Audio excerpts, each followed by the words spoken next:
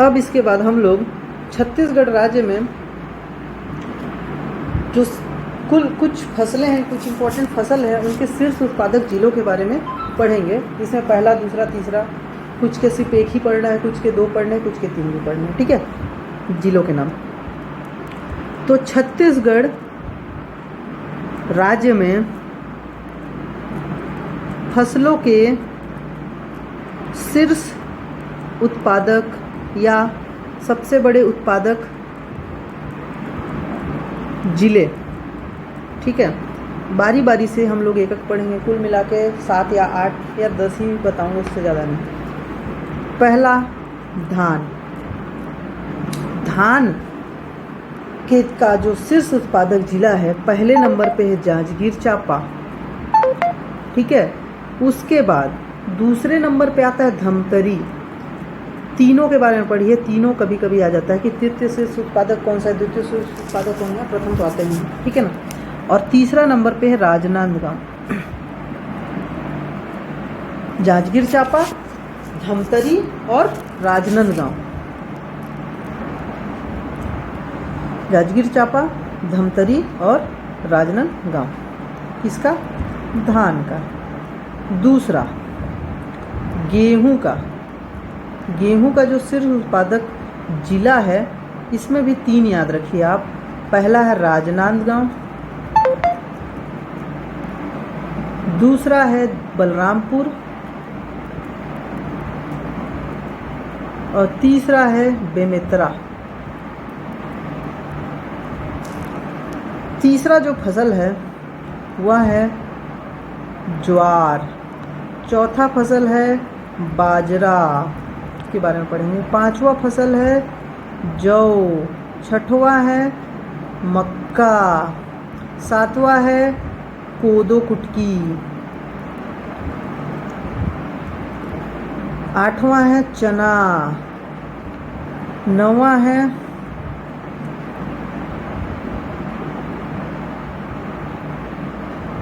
गन्ना। 10वां है कपास।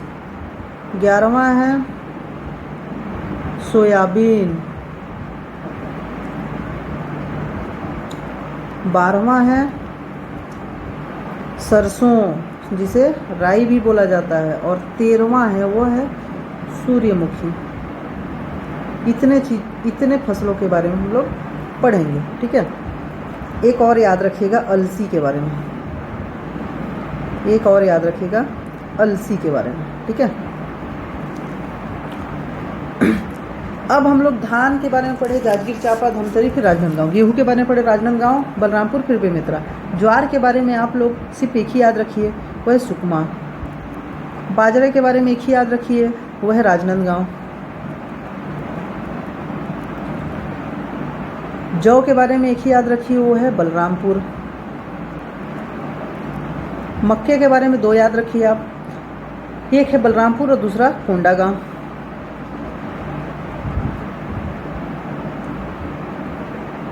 कोदो कुटकी के बारे में 2 याद रखिए आप। कोदो कुटकी सबसे पहले दंतेवाड़ा। ज़्यादातर कोदो कुटकी जो है दंडकारण्य के पठार वाले इलाकों पे ज़्यादा होता है, तो दंतेवाड़ा, बस्तर। ठीक है।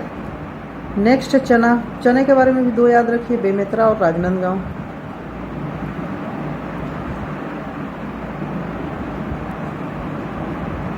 गन्ने के बारे में भी 2 याद रखिए, कबीरधाम और बेमेतरा।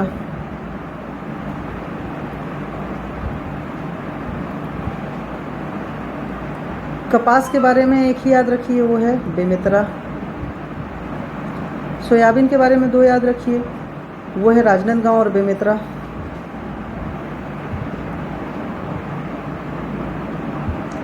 सरसों के बारे में 2 याद रखिए,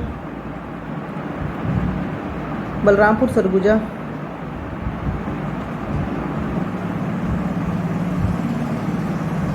सूर्यमुखी के बारे में 2 याद रखिए, वो है कांकेर और बिलासपुर।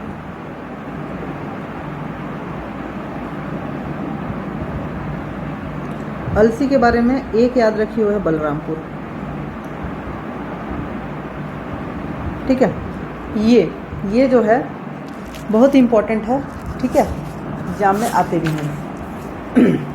अब छत्तीसगढ़ में कृषि जलवायु प्रदेश के बारे में हम लोग थोड़ा देख लेते हैं। छत्तीसगढ़ में कृषि जलवायु प्रदेश,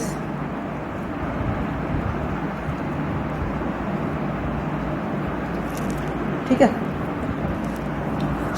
छत्तीसगढ़ में कृषि जलवायु प्रदेश। तो छत्तीसगढ़ में कृषि जलवायु प्रदेश को 3 भागों में बांटा गया है, 3 भागों में बांटा गया है,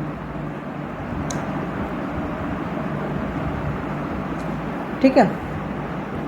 पहला उत्तरी पहाड़ी क्षेत्र,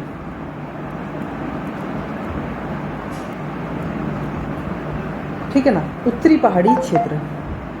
दूसरा छत्तीसगढ़ का मैदान,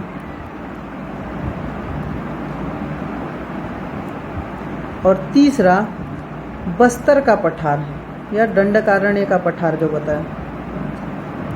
3 भागों में बांटा गया। उत्तरी पहाड़ी क्षेत्र,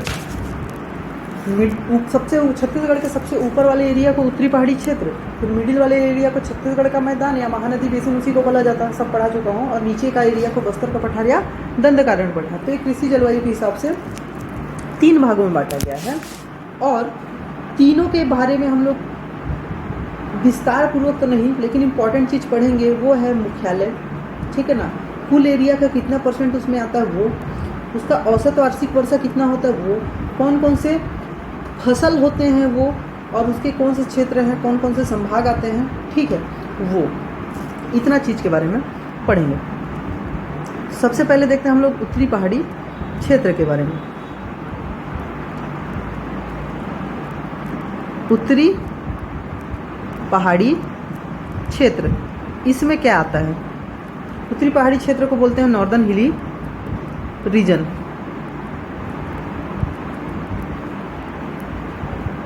ठीक है, नॉर्दर्न हिली रीजन। इसमें सबसे पहला क्षेत्र हम लोग देखेंगे, कौन कौन से क्षेत्र आते हैं। तो जो सरगुजा संभाग है, सरगुजा संभाग में जितने भी क्षेत्र आते हैं वह उत्तरी पहाड़ी क्षेत्र के अंतर्गत आता है। दूसरा, इसका मुख्यालय कहाँ है? तो सरगुजा संभाग का मेन मुख्यालय जो है वो अंबिकापुर है। तो हम लोग बोल सकते हैं याद करने की दृष्टि से कि उत्तरी पहाड़ी क्षेत्र जो कृषि जलवायु प्रदेश है उसका मुख्यालय अंबिकापुर में। अब छत्तीसगढ़ जो है टोटल 100% है, छत्तीसगढ़ जो क्षेत्र है टोटल 100%। अब इस 100% को हमने 3 भागों में डिवाइड किया है, उत्तरी पहाड़ी क्षेत्र, छत्तीसगढ़ का मैदान और बस्तर का पठार। तो इस 100% में कितना % उत्तरी पहाड़ी क्षेत्र घिरा हुआ है? तो इसका क्षेत्रफल देखेंगे हम लोग तो 20.86%, अप्रोक्स 21%, ठीक है ना, अप्रोक्स 21% जो क्षेत्रफल आता है उत्तरी पहाड़ी क्षेत्र कृषि जलवायु प्रदेश के अंतर्गत आता है। इसका चौथा पॉइंट देखेंगे, औसत वार्षिक वर्षा। औसत वार्षिक वर्षा सालाना इसमें एवरेज कितना वर्षा होता है? तो 1241.5 mm औसत वार्षिक वर्षा होता है। इसको सेंटीमीटर में लिखेंगे हम लोग तो अप्रोक्स 124 सेंटीमीटर बोल सकते हैं। अब अंतिम पॉइंट है, यहाँ पे फसल किस प्रकार की जाती है? तो नाम ही आया है पहाड़ी, ठीक है। पहाड़ी क्षेत्रों में कौन से प्रकार की फसलें अधिकतर होती है? तो बागवानी फसलें, जैसे कि असम उसम साइड में देखेंगे आप, ठीक है ना, पहाड़ी क्षेत्र है ये, यहाँ पे अधिकतर बागवानी फसल होता है। इसलिए हम लोग बोल सकते हैं कि उत्तरी पहाड़ी क्षेत्र में ज़्यादातर बागवानी फसल होता है। और बागवानी फसल में भी बता चुका हूँ कि कौन कौन से फसल बागवानी फसल के अंतर्गत आता है, जिसमें होता है सब्जी, फल, मसाला, पुष्प, औषधि और सुगंधित फसल, ये सब मैं बता चुका हूँ, ठीक है ना, ये सब बागवानी फसल के अंतर्गत आता है। नेक्स्ट जो हम लोग पढ़ेंगे वो है छत्तीसगढ़ का मैदान कृषि जलवायु प्रदेश। छत्तीसगढ़ का मैदान, इसे बोला जाता है plain of Chhattisgarh plain of Chhattisgarh,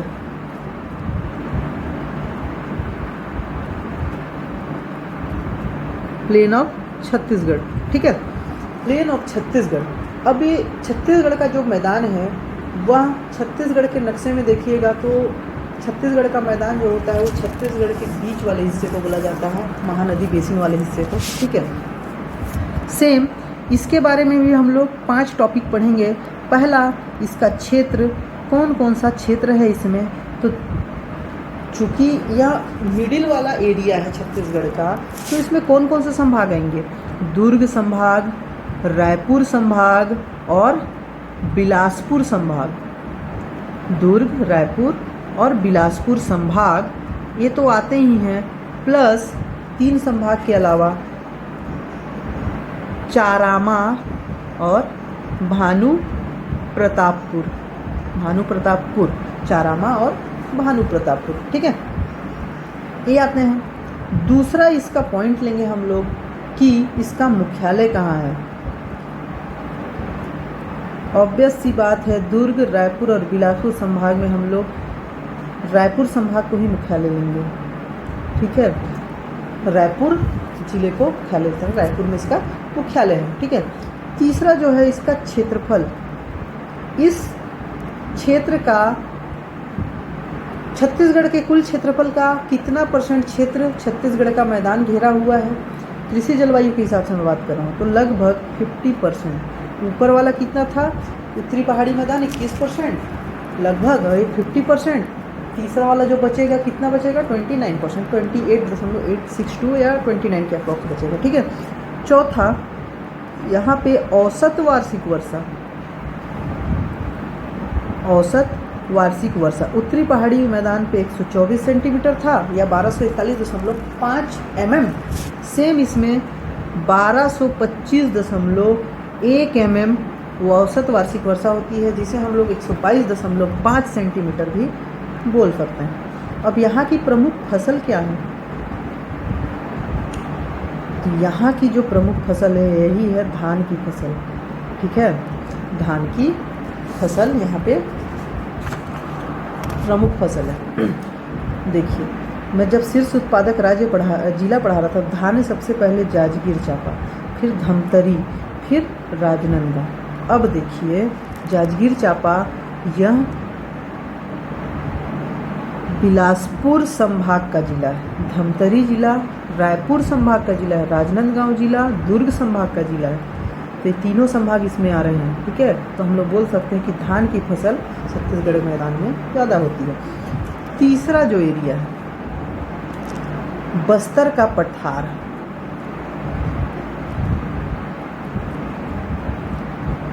ठीक है, प्लेटू ऑफ बस्तर या बस्तर प्लेटू भी बोलते हैं इसको, ठीक है। इसमें कौन कौन से क्षेत्र आते हैं, सबसे पहले क्षेत्र देखेंगे तो बस्तर संभाग तो आएगा ही, ठीक है, बस्तर संभाग याद कर लीजिएगा, ठीक है। दूसरा, इसका मुख्यालय कहाँ लेंगे, तो बस्तर का मुख्यालय कहाँ रहेगा, बस्तर संभाग है इसका, बस्तर संभाग का ही मुख्यालय जगदलपुर है तो इसका भी जगदलपुर रहेगा। तीसरा, कुल क्षेत्रफल का कितना %, पहले वाले में मैं बोला था 100% टोटल छत्तीसगढ़ का क्षेत्रफल है, पहले वाले में 21%, दूसरे वाले में 50%, तीसरे वाले में कितना बचा, तो 29%, लेकिन 21 दशमलव कुछ था इसलिए हम लोग 29 नहीं ले सकते, अप्रॉक्स 29 की बात कर रहा हूँ, तो 28.62%, जो कि अप्रॉक्स है 29% के, ठीक है, ये क्षेत्रफल है। चौथा, यहाँ पे औसत वार्षिक वर्षा की बात करें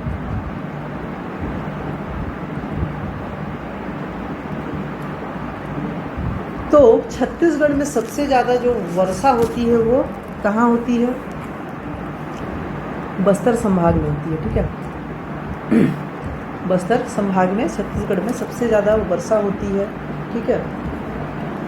तो औसत वार्षिक वर्षा यहाँ पे सबसे ज़्यादा होगा तो 1521 mm या 152 सेंटीमीटर औसत वार्षिक वर्षा यहाँ होती है। और यहाँ की जो प्रमुख फसल है वह है मोटे अनाज। मोटे अनाज जैसे देखिए, मैं यहाँ पे सिर्फ कोदो कुटकी की बात की है, मोटा अनाज में आता है तो सिर्फ दंतेवाड़ा, बस्तर संभाग के हिस्से हैं दोनों। तो मोटे अनाज सबसे ज़्यादा बस्तर के पठार पे मिलते हैं, ठीक है, इतना याद रखिए आप। तो ये हो गया छत्तीसगढ़ का कृषि जलवायु प्रदेश, ठीक ना। अब कुछ ये तो मैं बताया, इसमें कुछ फैक्ट्स और बताता हूँ, कुछ चीज़ें हैं जो जानना जरूरी हैं। अब मैं बात करूँ कांकेर जिले की। कांकेर जिला किस संभाग में आता है? सबसे पहला बस्तर संभाग में आता है, तो पता ही है, कांकेर जिला आता है बस्तर संभाग में, ठीक है ना। जब मैं कृषि जलवायु प्रदेश पढ़ाया तो बस्तर संभाग को किस में लिया हूँ मैंने? बस्तर प्लेटू में या बस्तर के पठार पे लिया हूँ। तो कांकेर जिला को मैं बोल सकता हूँ बस्तर का पठार के अंतर्गत आता है, वहाँ पे मोटे अनाज लगाए जाते हैं।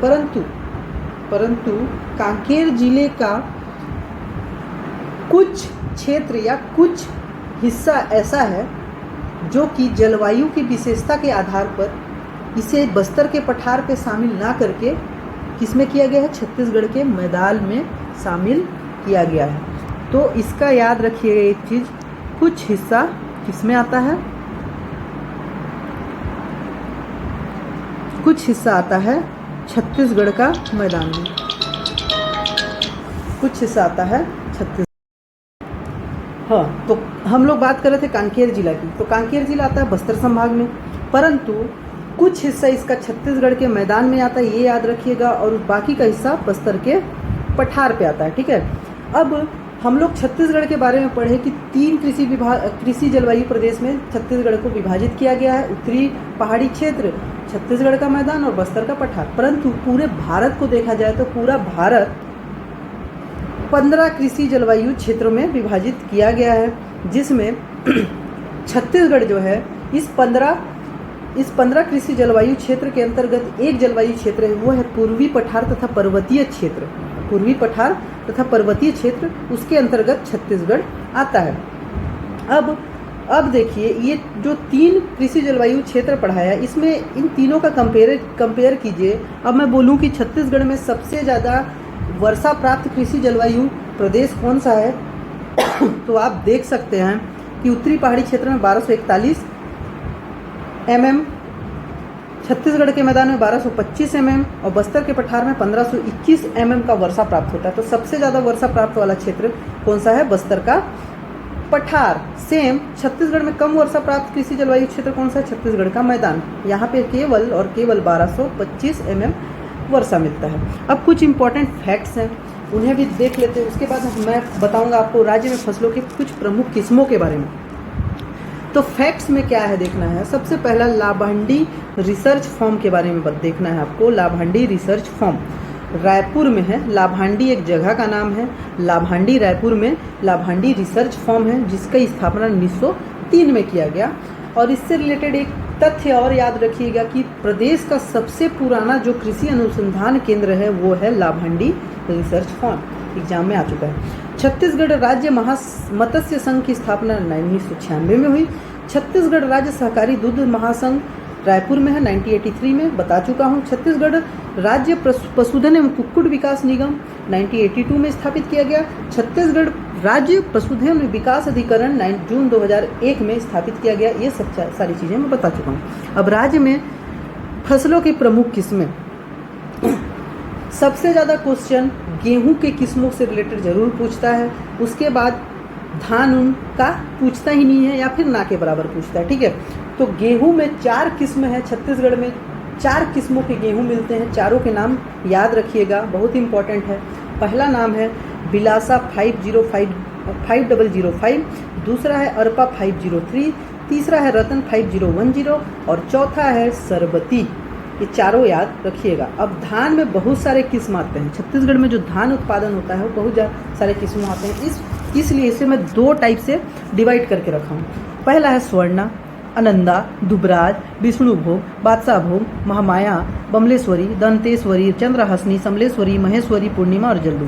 ये जो सारे नाम हैं इसमें किसी न किसी देवी देवताओं के नाम हैं, किसी न किसी देवी देवताओं के नाम हैं। तो देवी देवताओं वाले नाम वाले जितने भी किस्म आएंगे धान में आएंगे, एक्सपेक्टेड इसको दुर्गा को छोड़ के, दुर्गा का आप स्पेशली याद रखिएगा कि दुर्गा जो किस्म है वो सोयाबीन का है, दुर्गा जो है वो सोयाबीन का किस्म है, ठीक ना। अगर पूछ दिया कि दुर्गा कौन सी दुर्गा फसल जो है, दुर्गा किस्म जो है कौन सी फसल का है, तो आप उसमें धान मत डालिएगा, क्योंकि मैंने बताया कि देवी देवताओं के नाम आने वाले या भगवान के नाम आने वाले धान के, सिर्फ दुर्गा को छोड़ के। इसके अलावा धान की अन्य किस्में हैं IR 36, IR 64, जवा फूल और क्रांति। IR 36, IR 64 आपको पता ही होगा, जवा फूल को जीरा फूल बोलते हैं, भी धान का किस्म आपको पता होगा। एक याद रखने की जरूरत है, क्रांति, ठीक है।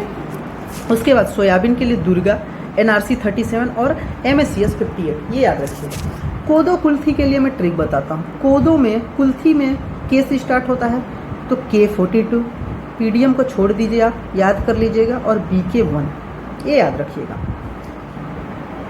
एक वर्ड या दो वर्ड का है, ठीक है, एक वर्ड और दो वर्ड का है। सेम कोदो के लिए याद रखिएगा, कोदो भी K से स्टार्ट होता है। यदि मैं K42 बोलूँ तो कोदो मत याद, कोदो का किस्म ऐसा नहीं बताइएगा।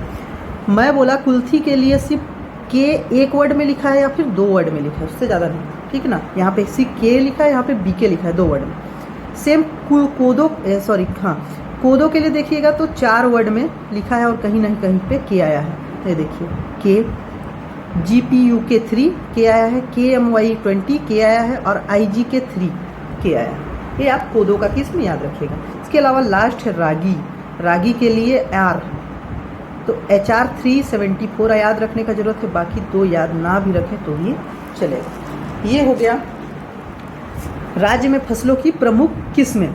इसके बाद हम लोग कृषि से संबंधित कुछ योजनाओं के बारे में पढ़ेंगे। कुल 22 या 23 योजनाएं हैं, नेक्स्ट वीडियो में पढ़ेंगे। तो मिलते हैं नेक्स्ट वीडियो में, तब तक के लिए धन्यवाद।